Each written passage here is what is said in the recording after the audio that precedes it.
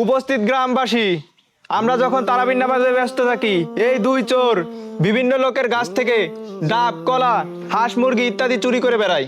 এরা আমার গাছের ডাব পর্যন্ত চুরি করছে। আজকে ইমরানের গাছের ডাব চুরি করতে গেছে, ইমরান ওদের ধরে ফেলছে। আমার কাছে নিয়ে আসছে বিচার করার জন্য।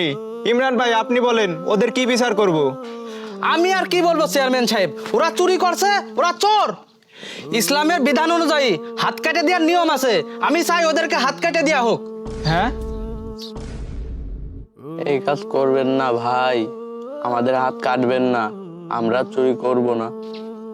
হুজুর, সত্যি কি আমাদের হাত কেটে ফেলবে? আপনি আমাদের বাঁচান।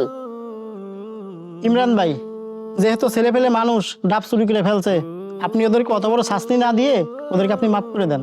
ওদেরকে আবার ভালো করে চিনে আছে, আজকে ডাব চুরি আসছে, কালকে ছাগল করে চুরি করবে, পরের দিন ডাকাতি করবে। এতে কার নাম খারাপ হবে চেয়ারম্যান সাহেব? ওর মা বাবার নাম খারাপ হবে না? ঠিক। মনে অশোকের দুজনে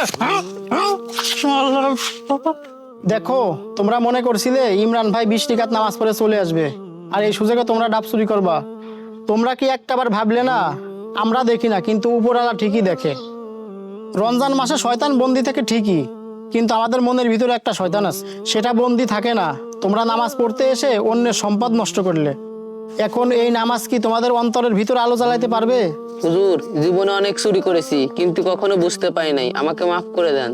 তোদের দুজনকে মাফ করতে পারি, এখান থেকে নাকে খড় দিয়ে দুইজনে মসজিদে যাবি। দে নাকে খড় দে।